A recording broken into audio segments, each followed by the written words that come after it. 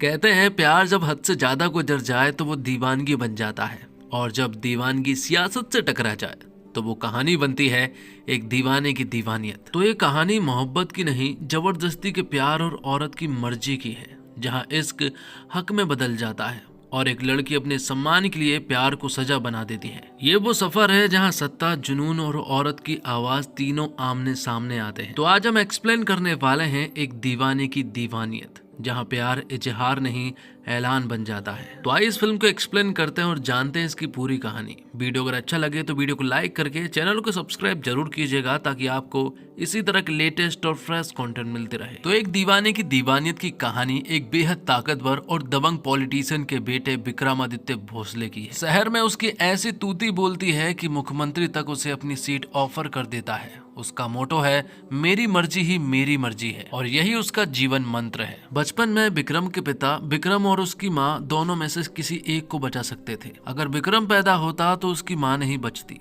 और अगर माँ को बचाया जाता तो विक्रम नहीं बचता। तब यहाँ विक्रम के पिता ने अपनी औलाद को चुना और अपनी पत्नी को सेक्रीफाइस कर दिया। विक्रम के पिता भी विक्रम के लिए कुछ भी कर सकते हैं। अगर जो चीज विक्रम को नहीं मिलती है तो या तो वो विक्रम की होगी या फिर वो चीज जल जाएगी। और अब अगले इलेक्शन में विक्रम की पूरी तैयारी हो चुकी है कि सीएम की कुर्सी जो है वो उसी की होने वाली है, क्योंकि शहर में उनका अच्छा खासा दबदबा है। सीएम तो इस राज को बस नाम के लिए चला रहा है। इस राज को वैसे तो विक्रम और उसके पिता ही चला रहे हैं, और विक्रम एक ऐसा बंदा है जिसकी कोई कमजोरी नहीं है। आज तक कोई भी उसकी रात की नींद नहीं उड़ा सका है। विक्रम ये बात अपने दोस्त सामंत से कह रहा था, जिसे वो अपने भाई की तरह मानता है। और फिर एक दिन विक्रम की नजर पड़ती है बॉलीवुड की सबसे बड़ी सुपरस्टार अदा रंधावा पर। अदा रंधावा बॉलीवुड की इतनी बड़ी सुपरस्टार है कि वो जिस जगह से भी गुजरती है वहाँ भीड़ लग जाती है, क्योंकि लोग अदा रंधावा के बहुत बड़े फैन हैं। वो उसके लिए कुछ भी कर सकते हैं। तो फिलहाल अदा जो है वो एयरपोर्ट आती है, और यहीं पर विक्रम जो है वो उसे पहली बार देखता है। और विक्रम की लाइफ में आज तक कोई भी लड़की नहीं आई थी, लेकिन जब उसने अदा को देखा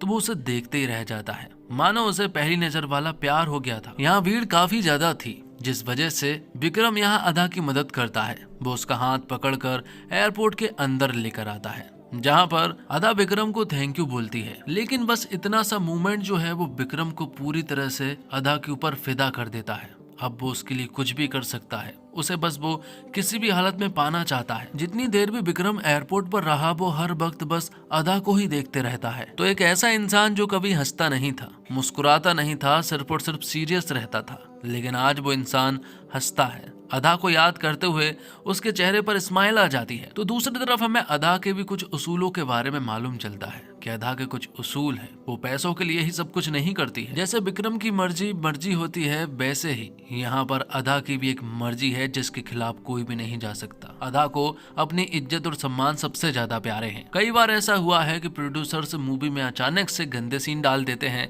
लेकिन अदा जो है वो उस मूवी को ही रिजेक्ट कर देती है। फिर चाहे वो कितनी भी बड़ी मूवी है, उस मूवी के पीछे कितने ही बड़े बड़े लोगों का हाथ हो, इससे अदा को कोई फर्क नहीं पड़ता। तो विक्रम जो है अब अदा से मिलना चाहता है, और इत्तेफाक की बात यह है कि यहाँ अदा की एक हफ्ते की डेट्स एकदम क्लियर है। ना कोई इनविटेशन है और ना ही कोई इवेंट है, सिर्फ और सिर्फ एक ही इनविटेशन को छोड़कर। वो इनविटेशन दरअसल में विक्रमादित्य भोसले की तरफ से आया है। वो एक कैंपेन चलाना चाहते हैं जिसमें हर महीने एक सेलिब्रिटी को आर्मी कैंप भेजा जाएगा, उन्हें एंटरटेन और हौसला बढ़ाने के लिए। ये कैंपेन दरअसल में आर्मी जवानों को इनकरेज करने के लिए होगा। जिसके बाद अदा अपनी मैनेजर से पूछती है कि आखिरकार तुमने विक्रमादित्य भोसले के बारे में क्या सुना है। तो यहाँ अदा की मैनेजर उसे बताती है कि यही कि उन्हें ना सुनना पसंद नहीं है। और तभी विक्रम का दोस्त सामंत यहाँ विक्रम को बताता है कि अदा ने हमारे इनविटेशन को रिजेक्ट कर दिया है और उसने ना कर दी है।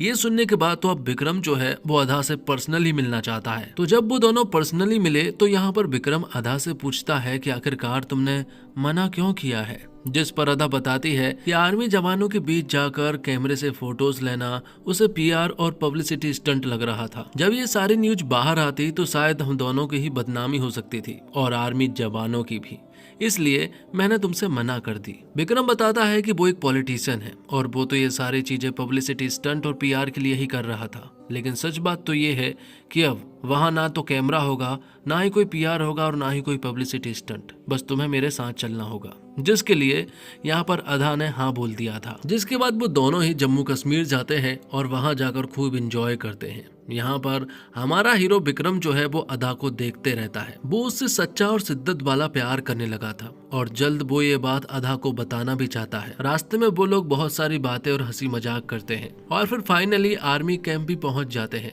वहाँ पर कुछ आर्मी मैन जो है वो यहाँ पर दोनों के रोल को स्विच करने के लिए कहते हैं। जैसे कि अदा जो है वो पॉलिटिशियन का किरदार प्ले करेगी, तो वहीं हमारा विक्रम जो है वो एक एक्टर का रोल प्ले करेगा। तो अदा पॉलिटिशियन बनकर यहाँ पर एक बहुत ही अच्छा भाषण देती है, जो कि उसने कमाल की एक्टिंग की थी। जिसके बाद बारी विक्रम की थी।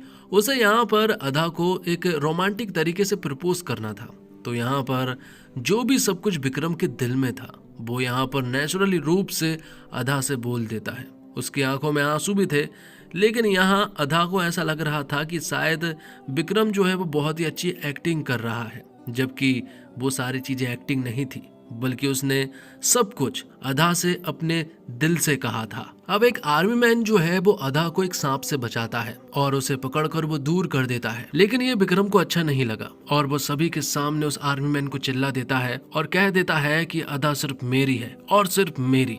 ये सुनने के बाद अदा को यहाँ बहुत बुरा लगा। वो तुरंत ही अपने कमरे में जाती है और अपनी मैनेजर को कॉल करती है और कहती है कि वापस आने की टिकट तुरंत बुक करो। लेकिन तभी यहाँ पर विक्रम आ जाता है। विक्रम यहाँ अदा से कहता है कि जिस तरह से तुम्हें पता लगा है वो बहुत ही गलत है, लेकिन ये बात एकदम सच है कि मैं तुमसे प्यार करता हूँ और बहुत ज्यादा करता हूँ और तुम्हारे लिए कुछ भी कर सकता हूँ। लेकिन अदा को यहाँ पर विक्रम से ऐसी उम्मीद नहीं थी। वो उससे कहती है कि मैं तुम्हें बहुत अच्छा इंसान मानती थी, लेकिन तुम अगर मुझसे प्यार करते हो तो मैं यही कहना चाहती हूँ कि मेरे अंदर तुम्हारे लिए कोई फीलिंग्स नहीं है, इसलिए मुझसे दूर रहो। विक्रम ये बात सुनने के बाद अदा से कहता है कि अब दूर रहने का तो सवाल ही पैदा नहीं होता।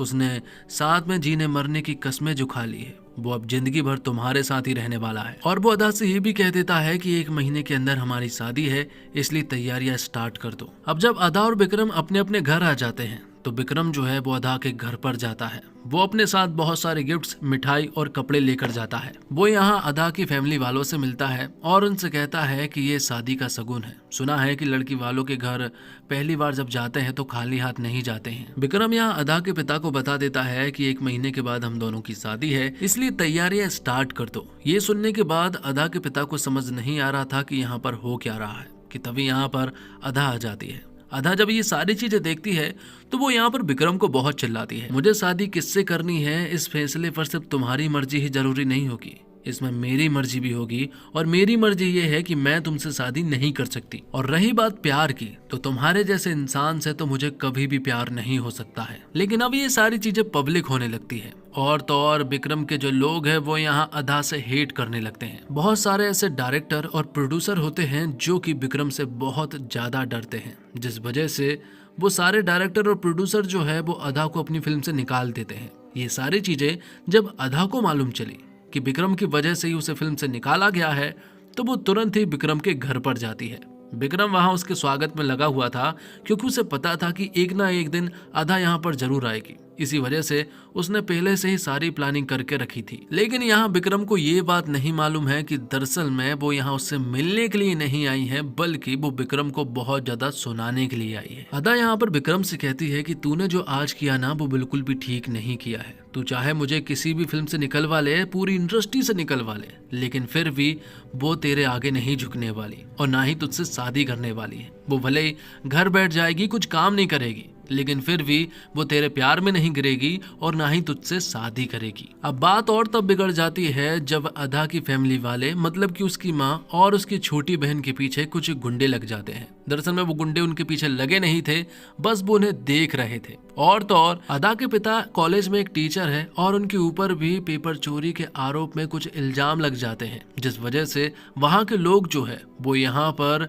अदा के पिता को बुरी तरह से पीटते हैं, जबकि उनकी कोई भी गलती नहीं थी। तो अब ये सारी चीजें एकदम से जब अदा की लाइफ में हुई, उसकी फैमिली में हुई, तो उसे ऐसा लगा कि ये सारी चीजें जरूर विक्रम ने कराई होगी। अदा के पास कोई और रास्ता नहीं था। उसे मालूम है कि विक्रम बहुत ज्यादा पावरफुल है, इसलिए इसीलिए वो यहाँ सीएम से मिलने के लिए चली जाती है, जहाँ उनके साथ कमिश्नर भी बैठे हुए थे। लेकिन जब अदा उनके पास पहुंची तो सीएम यहाँ पर अदा से कहते हैं कि मुझे मालूम था कि भाभी आप जरूर आएंगी। ये सुनने के बाद अदा तो हैरान रह चुकी थी। सीएम के मुंह से जब उसने ये सारी बातें सुनी तो अदा को समझ आ गया था कि विक्रम जो है वो सचमुच ही बहुत ज्यादा पावरफुल है।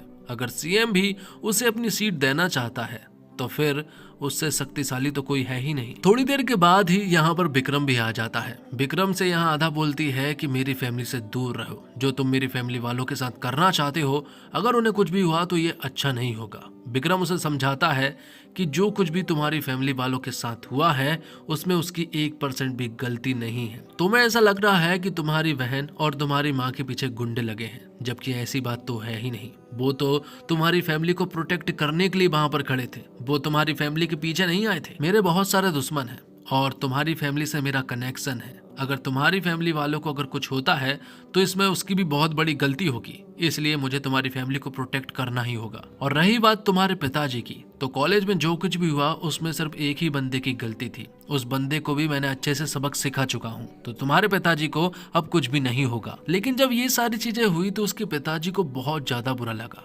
क्योंकि कॉलेज में उनके मुंह पर कालीन पोत दी गई थी, क्योंकि वो 30 सालों से ईमानदार थे और अचानक से उनके ऊपर ये सारे इल्जाम लग चुके थे। पिता को लगा था कि विक्रम की गलती है, इसलिए वो अदा से कहते हैं कि इससे अच्छा तो यही होता कि तुम उससे शादी कर लेती। और ये सुनने के बाद अदा को हद से ज्यादा बुरा लगता है कि उसके पिताजी ने उससे ये बात कही, जबकि उसकी मर्जी भी मायने रखती है, क्योंकि वो विक्रम को बिल्कुल भी पसंद नहीं करती है।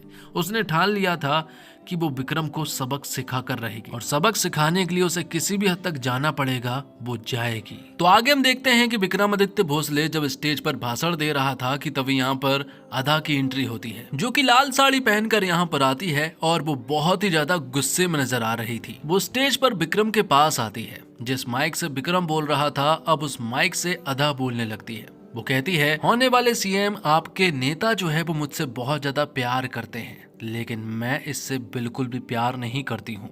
ये मुझे पाने के लिए कुछ भी कर सकता है, यहाँ तक कि मेरी फैमिली वालों को चोट तक पहुँचा रहा है, लेकिन ये नहीं जानता कि ये सारी चीजें करने के बाद से ये सिर्फ मेरी नफरत पा सकता है, मेरा प्यार नहीं। दरअसल मैं अदा यहाँ पर एक अनाउंसमेंट करने के लिए आई थी। वो सारी जनता से कहती है कि 1 हफ्ते के बाद दशहरा है और दशहरा से पहले या फिर दशहरा के दिन किसी इंसान ने भी अगर विक्रम को मार दिया, जो इंसान विक्रम को मार देगा मैं उस इंसान के साथ एक रात बिताऊंगी। ये सुनने के बाद विक्रम पूरी तरह से हैरान रह चुका था। वो कुछ कर नहीं सकता, सिर्फ और सिर्फ उसकी आंखों में आंसू थे। तो अदा को चाहने वाले करोड़ों लोग हैं और यहाँ भी बहुत सारी ऐसी जनता थी जो कि यहाँ विक्रम को मारने के लिए आगे बढ़ रही थी। तो जब से अदा ने ये अनाउंसमेंट किया है तब से विक्रम के ऊपर बहुत सारे अटैक होने लगते हैं। हर कोई विक्रम को मारना चाहता है, क्योंकि वो सभी लोग अदा को पसंद करते हैं। जिस रास्ते से भी विक्रम जाता है कोई ना कोई उसे चोट जरूर पहुंचा देता है, लेकिन फिर भी विक्रम को कोई फर्क नहीं पड़ता है।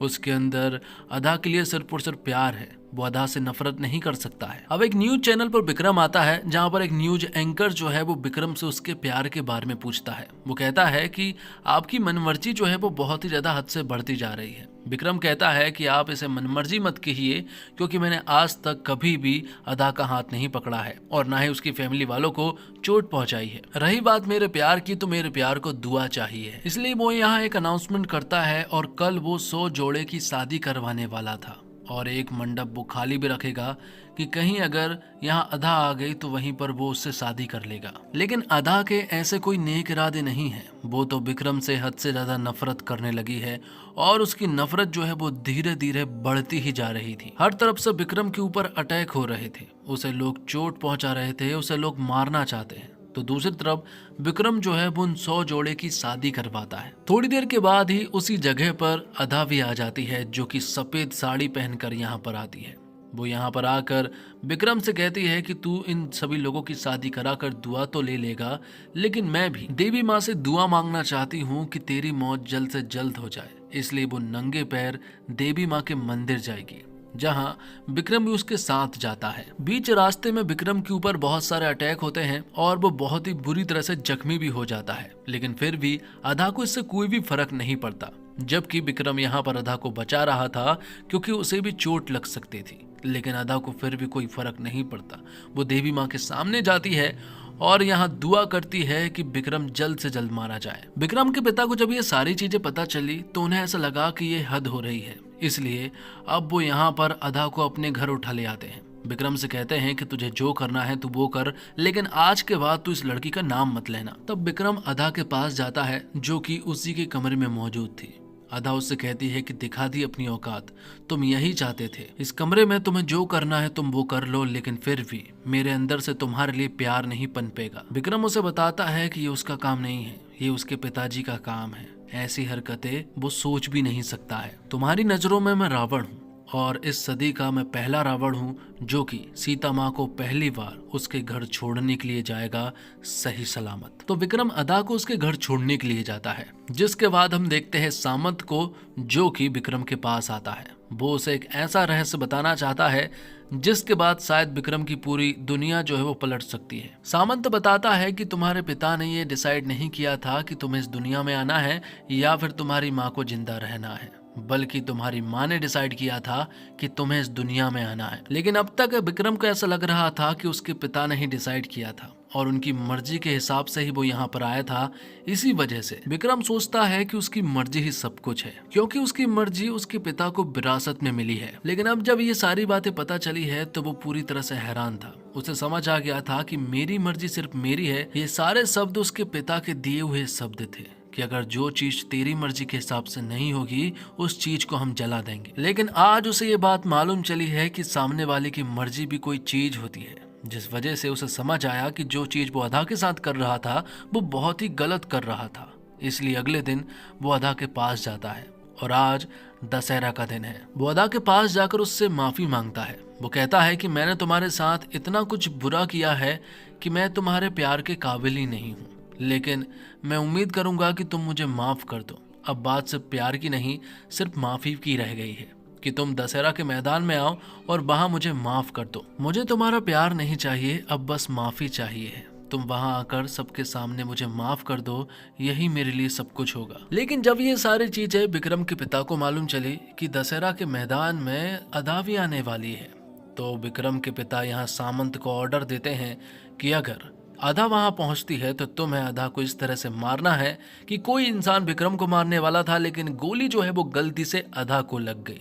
सामंत को ये करना पड़ेगा क्योंकि आज सामंत यहाँ पर खड़ा है तो वो विक्रम के पिता की वजह से खड़ा है। तो यहाँ पर दशहरा के मैदान में रावण को जलाया जाता है और फिर थोड़ी देर के बाद ही यहाँ पर अदा आ जाती है। अदा यहाँ पर जब आई तो वो काफी उदास नजर आ रही थी। या तो शायद वो आज अपना प्यार कबूल करने वाली थी या फिर आज वो विक्रम को माफ करने वाली थी। जब अदा और विक्रम एक दूसरे के नजदीक आए तो सामंत जो है वो दूर से गोली चला देता है। पहली गोली तो किसी को भी नहीं लगी थी, लेकिन दूसरी गोली का टारगेट अदा थी। तो जब वो गोली अदा को लगने ही वाली थी कि तभी विक्रम उस गोली के सामने आ जाता है और वो गोली जो है वो विक्रम के सीने के आर पार हो जाती है। विक्रम यहाँ अधमरी हालत में था और वो अदा की गोद में था। वो बहुत ही ज्यादा जख्मी था और अधमरी हालत में था। वो यहाँ अदा से कहता है कि अगले जन्म में भी मैं तुमसे प्यार करना चाहता हूँ, लेकिन अगले जन्म में मैं तुम्हारी मर्जी से तुमसे प्यार करना चाहता हूँ। अगले जन्म में भी अगर तुम मना कर दोगी तो मैं तुम्हारी मर्जी को चुनूंगा